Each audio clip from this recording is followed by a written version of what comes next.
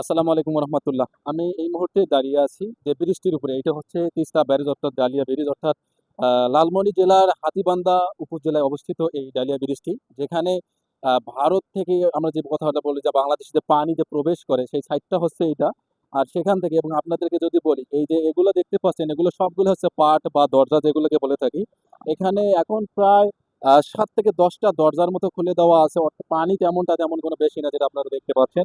এবং এই ব্রিজটি উদ্বোধন যিনি করেন আমাদের উত্তরবঙ্গের রংপুরেরই রংপুরের সন্তান মহামান্য রাষ্ট্রপতি যিনি ছিলেন হোসাইন মোহাম্মদ এরশাদ, উনি কিন্তু উদ্বোধন করেছিলেন এই যে ডালিয়া যে ব্রিজটি আছে অর্থাৎ এই তিস্তা ব্যারেজে ব্রিজটি আছে। এবং এটার দৈর্ঘ্য কতটুকু সেটুকু আমি এই মুহূর্তে বলতে পারতেছি না, কিন্তু হয়তোবা এটার যতটুকু দৈর্ঘ্য আছে সেটা আমাদের স্ক্রিনের সামনে আপনারা দেখতে পাচ্ছেন এবং প্রস্তরটা দেখতে পাচ্ছেন।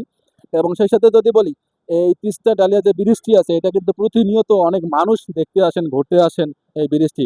এবং এগুলো প্রত্যেকটা পাহাড় কিন্তু অনেক বড় বড় আকার, যে পাহাড়গুলো এখানে যদি আপনাদেরকে দেখাই, এটা হচ্ছে আর এখানে এখন যেখানে আমি প্রবেশ করতেছি এটা হচ্ছে যারা ঘুরতে আসে, দর্শনার্থী যারা ঘুরতে আসে তারা এখান থেকে যেন সহজে যেন এখানকার যে উপভোগ করতে পারে, এই যে দৃশ্যগুলো আছে সেগুলো যেন উপভোগ করতে পারে।